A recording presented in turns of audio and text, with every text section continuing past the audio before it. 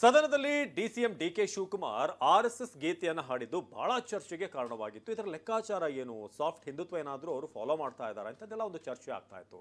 ಈ ನಡುವೆ ಇವತ್ತು ಯತ್ನಾಳ್ ಹೊಸ ಬಾಂಬ್ಗಳನ್ನು ಹಾಕ್ತಾ ಇದ್ದಾರೆ. ಒಂದು ಬಿಜೆಪಿಯಿಂದ ಈಗ ಡಿಸಿಎಂ ಡಿಕೆ ಶಿವಕುಮಾರ್ ಆಲ್ರೆಡಿ ಒಂದು ಕಾಲ್ ಹೊರಗಡೆ ಇಟ್ಟಿದ್ದಾರೆ, ಬಿಜೆಪಿ ಕಾಲಿಟ್ಟಿದ್ದಾರೆ, ಕಾಂಗ್ರೆಸ್ನಿಂದ ಒಂದು ಕಾಲ್ ಹೊರಗಿಟ್ಟಿದ್ದಾರೆ ಅಂತ.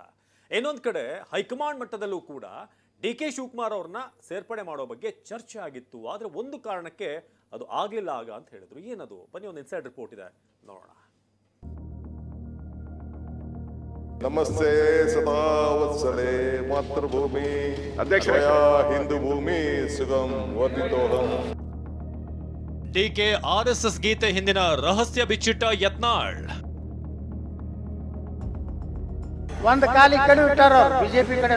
ಮಹಾಮಹಿಮ ರಾಜ್ಯಾಧ್ಯಕ್ಷರ ನೇತೃತ್ವದಲ್ಲಿ ದಿಲ್ಲಿ ಒಳಗೊಂದು ಚರ್ಚೆ ಆಗೈತೆ. ಡಿ ಕೆ ಶಿವಕುಮಾರ್ ಇಬ್ರು ಕೂಡಿಬಿಟ್ರೆ ಮಾರೇ ಬರ್ತಾರ. ಆ ಕಸ ಸಗಣಿ ಮೇಲೆ ಕಲ್ಲಾಕ ನಂಗೆ ಇಷ್ಟ ಇಲ್ಲ. ಗಾಂಧಿಯನ್ನ ಆರ್ಎಸ್ಎಸ್ ಕೊಂದು ಬಿಡ್ತು ಎಂದ ಸಿಎಂ. ಬಿಜೆಪಿ ಅವರು ಗುಂಡಿ ಕುಂದಾಕ್ರು. ನಮಸ್ತೆ ಸದಾ ವತ್ಸಲೆ. ನಮಸ್ತೆ ಸದಾ ವತ್ಸಲೆ, ಹೀಗೆ ಡಿಸಿಎಂ ಡಿಕೆಶಿ ಹೇಳಿದಂತ ಆರ್ಎಸ್ಎಸ್ ಗೀತೆ ರಾಜ್ಯ ರಾಜಕೀಯದಲ್ಲೇ ಸಂಚಲನ ಸೃಷ್ಟಿ ಮಾಡಿತ್ತು. ಬಿಜೆಪಿಯವರು ಮಾತ್ರವಲ್ಲ, ಕಾಂಗ್ರೆಸ್ ನಾಯಕರನ್ನೇ ಇದು ದಂಗಾಗಿಸಿತ್ತು. ಹೈಕಮಾಂಡ್ ಮಟ್ಟದವರೆಗೂ ಹೋಗಿತ್ತು ಕೂಡ. ಕೈಮನೆಯಲ್ಲಿ ಕೋಲಾಹಲವನ್ನೇ ಎಬ್ಬಿಸಿತ್ತು. ಕ್ಷಮೆ ಕೇಳ್ತೀನಿ ಅಂತ ಡಿಕೆ ಕೂಡ ಹೇಳಿದ್ರು. ಇದು ಆಗಿ ಹೋಗಿರುವಂತಹ ವಿಚಾರ. ಆದ್ರೆ ಈಗ ಡಿಕೆಶಿ ಹೇಳಿರುವ ಆರ್ಎಸ್ಎಸ್ ಗೀತೆ ಹಿಂದಿನ ರಹಸ್ಯವನ್ನ ಶಾಸಕ ಯತ್ನಾಳ್ ಬಿಚ್ಚಿಟ್ಟಿದ್ದಾರೆ. ಬಿಜೆಪಿ ಬರೋ ಬಗ್ಗೆ ಮಾತುಕತೆಯೂ ಆಗಿತ್ತು ಅಂತ ಬಾಂಬ್ ಹಾಕಿದ್ದಾರೆ. ಒಂದು ಕಾಲಿ ಕಡೆ ಇಟ್ಟಾರ ಬಿಜೆಪಿ ಕಡೆ. ಬಿಜೆಪಿ ಕಡೆನೂ ಒಂದು ಚರ್ಚೆ ಮಾಡ್ಯಾರ ಡಿ ಕೆ ಶಿವಕುಮಾರ್. ಬಿಜೆಪಿಗೆ ಡಿಸಿಎಂ ಡಿಕೆಶಿ ಒಂದು ಕಾಲು ಇಟ್ಟಿದ್ದಾರೆ. ಡಿಕೆ ನಡೆ ಬಗ್ಗೆ ಶಾಸಕ ಯತ್ನಾಳ್ ಸ್ಫೋಟಕ ಹೇಳಿಕೆ. ನಮಸ್ತೆ ಸದಾ ವತ್ಸಲೆ ಅಂತ ಸದನದಲ್ಲೇ ಡಿಕೆಶಿ ಹೇಳಿರೋದಕ್ಕೆ ಸಾಕಷ್ಟು ಚರ್ಚೆಗಳು ಶುರುವಾಗಿದ್ವು. ಡಿಕೆ ಬಿಜೆಪಿಗೆ ಹೋಗ್ತಾರೆ, ಸಾಫ್ಟ್ ಹಿಂದುತ್ವದ ಹಾದಿ ತುಳಿದಿದ್ದಾರೆ ಅನ್ನೋ ಮಾತುಗಳು ಕೇಳಿ ಬಂದಿದ್ವು. ಇದೀಗ ಬಿಜೆಪಿಯಲ್ಲಿ ಹೃದಯದ್ರು ಶಾಸಕ ಯತ್ನಾಳ್ ಸ್ಫೋಟಕ ಹೇಳಿಕೆ ಚರ್ಚೆಗೆ ಗ್ರಾಸವಾಗಿದೆ. ಡಿಕೆಶಿ ಒಂದು ಹೆಜ್ಜೆಯನ್ನ ಈಗಾಗಲೇ ಬಿಜೆಪಿಗೆ ಇಟ್ಟಿದ್ದಾರೆ. ಹೈಕಮಾಂಡ್ ಮಟ್ಟದಲ್ಲೂ ಚರ್ಚೆ ಆಗಿದೆ ಎಂದಿದ್ದಾರೆ. ನಾಟಕ ಮಾಡಕ್ ಹೋಗ್ತಾನೆ ಡಿ ಕೆ ಶಿವಕುಮಾರ್. ಯಾಕೆ ಮಾಡ್ತಾರಂದ್ರ ಒಂದು ಕಾಲಿ ಕಡೆ ಇಟ್ಟಾರ ಅವ್ರು ಬಿಜೆಪಿ ಕಡೆನು. ಬಿಜೆಪಿ ಕಡೆನೂ ಒಂದು ಚರ್ಚೆ ಮಾಡ್ಯಾರ ಅವ್ರು ಡಿ ಕೆ ಶಿವಕುಮಾರ್. ಅವ್ರ ಹಿಂದ MLA ಇಲ್ಲ ಬಿಟ್ಟಾರ. ಅದನ್ನು ಹೇಳ್ತೀನಿ ನೀವು, ದಿಲ್ಲಿ ಒಳಗೊಂದು ಚರ್ಚೆ ಆಗೈತೆ ಡಿ ಕೆ ಶಿವಕುಮಾರ್ದು. ನಮ್ಮ ಮಹಾಮಹಿಮ ರಾಜ್ಯಾಧ್ಯಕ್ಷರ ನೇತೃತ್ವದಲ್ಲಿ ಒಂದು 60ರಿಂದ 70 ಕಾಂಗ್ರೆಸ್ MLA ತಗೊಂಡ್ ಬರ್ತೀವಿ, ಮುಂದೆ ನಮಸ್ತೆ ಸದಾ ವತ್ಸಲೆ ಹಾಡ್ತೀವಿ ಅಂತ ಹಾಡ್ಯಾರ. ಡಿಕೆ ಕಡೆ 13 ಶಾಸಕರಿಲ್ಲ ಎಂದ ಶಾಸಕ ಯತ್ನಾಳ್. ಡಿಸಿಎಂ ಡಿಕೆ ಕಡೆ 12ರಿಂದ 13 ಶಾಸಕರು ಇಲ್ಲ ಅಂತ ಹೈಕಮಾಂಡ್ಗೆ ಹಿಂಟ್ ವರದಿ ಹೋಯಿತು. ಎಲ್ಲರೂ ಸಿಎಂ ಪರ ಇದ್ದಾರೆ ಅನ್ನೋದು ಹೈಕಮಾಂಡ್ಗೆ ಗೊತ್ತಾಯ್ತು. ಹೀಗಾಗಿ ಚರ್ಚೆ ಅಲ್ಲಿಗೆ ನಿಂತಿದೆ ಅಂತ ಶಾಸಕ ಯತ್ನಾಳ್ ಹೊಸ ಬಾಂಬ್ ಸಿಡಿಸಿದ್ರು. ನಮ್ ಇಂಟರ್ ರಿಪೋರ್ಟ್ ಐತಿ ಏನಂದ್ರೆ ಡಿ ಕೆ ಶಿವಕುಮಾರ್ ಇಂದ 12ರಿಂದ 13 ಮಂದಿ ಇಲ್ಲ, ಎಲ್ಲ ಸಿದ್ದರಾಮಯ್ಯ ಕಡೆ ಅದಾರ ಅಂತ ಹೋಯ್ತು ರಿಪೋರ್ಟ್. ನನಗ ನಮ್ಮ ಪಾರ್ಟಿ ಒಬ್ಬ ಹೈಕಮಾಂಡ್ ಅದ್ರ ಕೇಳಿದ್ರು, ಪಾಟೀಲ್ ಜಿ आपको कितना डी के शिवकुमार के साथ है? तो ना है 10-12 है, वो भी बीजेपी के साथ आए तो एक भी नहीं आएगा था.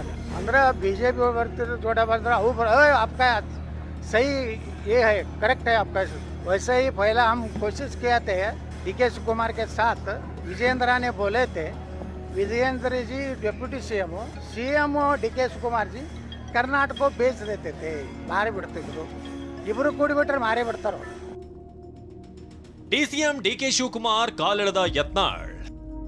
ಇದಿಷ್ಟೇ ಅಲ್ಲದೆ ಆರ್ಎಸ್ಎಸ್ ಗೀತೆಯನ್ನ ಹೇಳೋ ಬದಲು ಸೋನಿಯಾ ಮಾತೆ ಅಂತ ಹಾಡು ಹಾಡಿದ್ರೆ ತಕ್ಷಣವೇ ಸಿದ್ದರಾಮಯ್ಯನವ್ರನ್ನ ಕೆಳಗಿಳಿಸಿ ಡಿಕೆಯನ್ನ ಸಿಎಂ ಮಾಡ್ತಿದ್ರು ಅಂತ ಶಾಸಕ ಯತ್ನಾಳ್ ವ್ಯಂಗ್ಯ ಮಾಡಿದ್ದಾರೆ. ಆ ಡಿ ಕೆ ಶಿವಕುಮಾರ್ ಪಾಪ ನಮಸ್ತೆ ಸದಾ ವತ್ಸಲೆ ಮಾತೃಭೂಮಿ ಅನ್ನೋದು ಬಿಟ್ಟು ನಮಸ್ತೆ ಸೋನಿಯಾ ಮಾತೆ ಇಟ್ಲಿ ಕಾ ಪುತ್ರಿ ಅಂತ ಹೇಳಿ ಮಾಡಿದ್ರ ಪಟಕ್ಕನೆ ಅವನು ಸಿದ್ದರಾಮಯ್ಯ ತೆಗೆದು ಸಿದ್ದರಾಮಯ್ಯ ಮಾಡಿಬಿಡಿ. ಇದು ಯಾರನ್ನ ಡಿ ಕೆ ಶಿವಕುಮಾರ್ ಮುಖ್ಯಮಂತ್ರಿ ಮಾಡ್ತಿದ್ರು ಸೋನಿಯಾ ಗಾಂಧಿ. ಭಾರತ ಮಾತೆಗೆ ನಮಸ್ತೆ ಅಂದ್ರೆ ಅವ್ರಿಗೆ ಬ್ಯಾನ್ ಆಗ್ತದೆ. ಇಟ್ಲಿ ಮಾತೆಗೆ ಒಂದು ಇಟ್ಲಿದೇ ಒಂದು ಕಟ್ಟಿ ಅದನ್ನು ಹಾಡ ಕಟ್ಟಬೇಕು, ಕಡೆಗೆ ಇಂಗ್ಲೀಷ್ನಾಗರೆ ಕಟ್ಟಬೇಕು. ಇಂಗ್ಲೀಷ್ನಾಗರೆ ಒಂದು ಸೋನಿಯಾ ಮಾತೆಗೆ ಕಟ್ಟಿ ಹಾಡಿದ್ರೆ ಸಿದ್ದರಾಮಯ್ಯ 24 ತಾಸಿನಾಗ ಇಳಿದು ಡಿ ಕೆ ಶಿವಕುಮಾರ್ ಆಗ್ತದೆ. ಅದಕ್ಕೆ ಡಿ ಕೆ ಶಿವಕುಮಾರ್ ಆಗೋದಕ್ಕೆ ನಮ್ಮ ವಿರೋಧ ಯಾಕಪ್ಪ ಅಂದ್ರೆ ಸಿದ್ದರಾಮಯ್ಯ ಏನು ಸಾಬರ ಪರವಾಗಿ ಮಾಡ್ತಾನೆ, ಒಂದು 2 ವರ್ಷ ಮಾಡಲ್ಲ. ಆದ್ರೆ ಡಿ ಕೆ ಶಿವಕುಮಾರ್ ಆಗ್ಬಾರ್ದು. ಇಂಥ ಭ್ರಷ್ಟ, ಅವ ಒಬ್ಬ ಭ್ರಷ್ಟ, ಬಿಜೆಪಿ ಒಬ್ಬ ಭ್ರಷ್ಟ, ಇಬ್ರು ಕುಡಿದ್ರು ಕರ್ನಾಟಕ.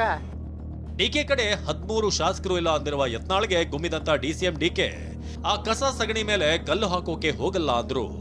ನಮ್ಮ ಇಂಟರ್ ರಿಪೋರ್ಟ್ ಐತಿ ಏನಂದ್ರೆ ಡಿ ಕೆ ಶಿವಕುಮಾರ್ ಇಂದ 12ರಿಂದ 13 ಮಂದಿ ಇಲ್ಲ, ಎಲ್ಲ ಸಿದ್ದರಾಮಯ್ಯ ಕಡೆ ಅದಾರ ಹೋಯ್ತು ರಿಪೋರ್ಟ್. ನೋಡಿ, ಆ ಕಸ ಸಗಣಿ ಮೇಲೆ ಕಲ್ಲು ಹಾಕಕ್ಕೆ ನಂಗೆ ಇಷ್ಟ ಇಲ್ಲ.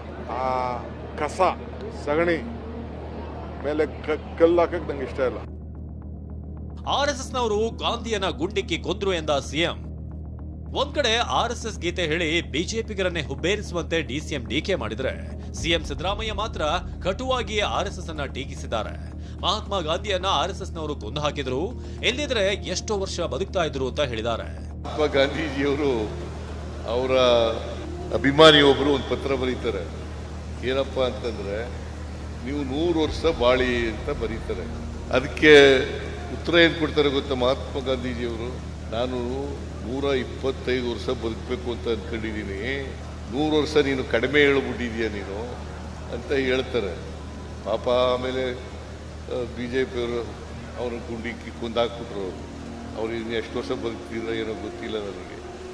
ಅದೇನೇ ಹೇಳಿ ಡಿಸಿಎಂ ಡಿಕೆ ಹೇಳಿದ ಆರ್ಎಸ್ಎಸ್ ಗೀತೆ ಕಾಂಗ್ರೆಸ್ ಒಪ್ಪೋಕೆ ಸಾಧ್ಯವೇ ಇಲ್ಲ. ಆರ್ಎಸ್ಎಸ್ ವಿರುದ್ಧವಾಗಿ ಇವತ್ತಿಗೂ ಕಾಂಗ್ರೆಸ್ ಇದೆ. ಕಾಂಗ್ರೆಸ್ನ ಕೆಲ ನಾಯಕರಂತೂ ಆರ್ಎಸ್ಎಸ್ ಅನ್ನ ಕಂಡ್ರೆ ಬೆಂಕಿ ಉಗುಳ್ತಾರೆ.